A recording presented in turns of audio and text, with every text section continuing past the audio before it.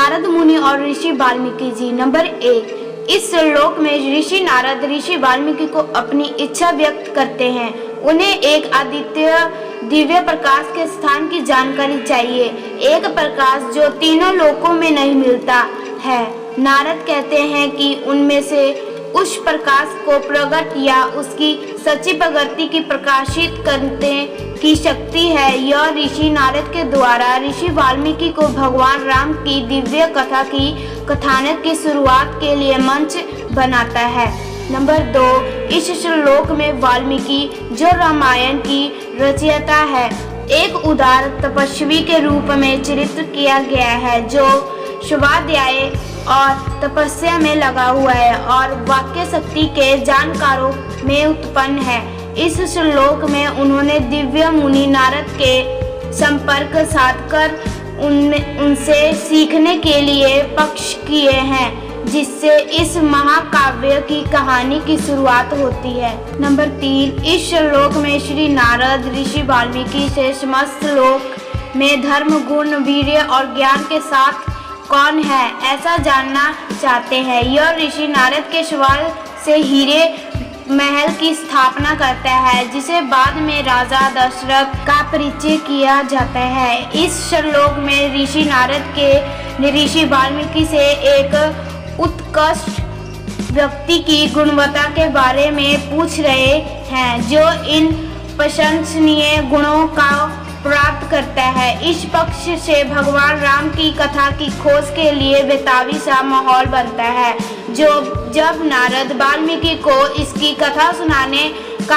आरंभ करते हैं। नंबर 4, इस श्लोक में ऋषि नारद अपने पक्ष में और भी आगे बढ़ते हैं। ऋषि वाल्मीकि से किसी से पूर्ण रूप से जुड़ा हुआ, अच्छे आचरण वाला और विभिन्न पहलुओं में कुशल होने वाले के बारे में पूछते हैं। यह सवाल गुण, कृपा और पसंदीदा होने की महत्वपूर्णता को जोर देते हैं। इससे राजा दशरथ का परिचय होता है, जिसे नारद भगवान राम की कथा की चरित्र विवरण के आगे बढ़ने के लिए उनका परिचय करते हैं। यह श्लोक उत्साह बनाए रखता है, जिससे दर्शकों को इस नेतृत्वपूर्ण और दयालु पात्र के बारे में और अधिक जानने के लिए आमंत्रित किया जाता है। नंबर 5, इस श्लोक में ऋषि नारद ने राजा दशरथ को अपने पक्ष का विषय के रूप में प्रस्तुत किया है। दशरथ को एक ऐसा व्यक्ति के रूप में पेश किया गया है जो आत्मनियंत्रित, आत्मवान, क्रोध को जीतने वाला, क्रोध, बुद्धिमान, मतिमान और दूसरों के प्रति कोई ईर्ष्या या द्वेष नहीं करता है, अनशुएक है।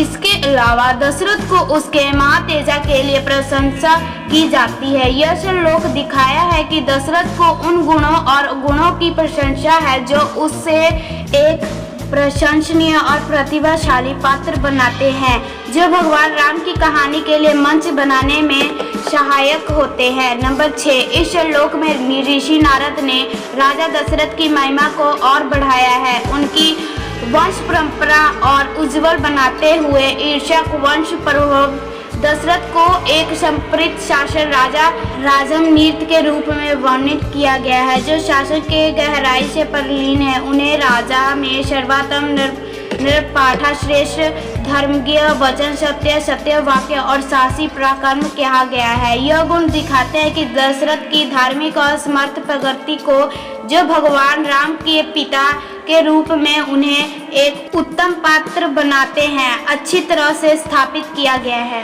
नंबर 7, इस श्लोक में ऋषि नारद से ऋषि वाल्मीकि तक इस विषय के प्रति जगह जगह बढ़ती हुई जिज्ञासा का वर्णन करते हैं, जो देव ऋषिगण की ध्यान आकृष्ट कर रही है। मौजूदा जिज्ञासा से संतुष्ट होकर ऋषि नारद ने ऋषि वाल्मीकि के पास पहुँचते हुए सनिष्ठ मुनि प्राप्त उसकी ओर बढ़ते हैं। एक रथ पर रथे नानु यो गुरुमन।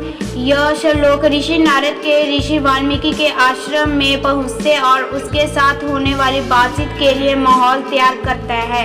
नंबर 8, इस श्लोक में ऋषि नारद ऋषि वाल्मीकि को सबसे श्रेष्ठ मुनियों में मानते हुए वाल्मीकि मुनि श्रेष्ठ, उनकी और भक्ति भाव से पहुँचते हैं। भक्त्य नारद मातम नारद के वचनों को सुनकर सत्यवाक्य ऋषि वाल्मीकि श्रद्धा भाव से नारद की उपस्थिति को स्वीकार करते हैं और उन्हें पूछते हैं। पूज्य मास भूतले यश लोक दो महान ऋषियों के बीच में समर्थ आदर और सम्मान को बयान करता है, आगामी संवाद के लिए माहौल तैयार करते हुए।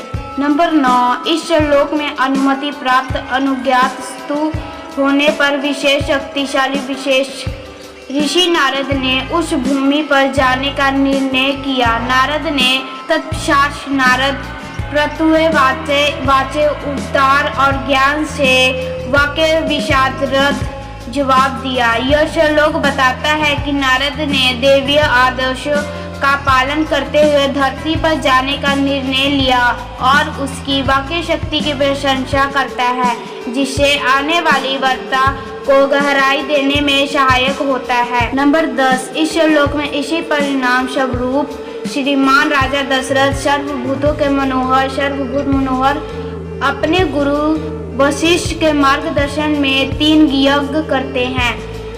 इन यज्ञों के बदले में वशिष्ठ ने दशरथ को एक पुत्र के आशीर्वादित किया।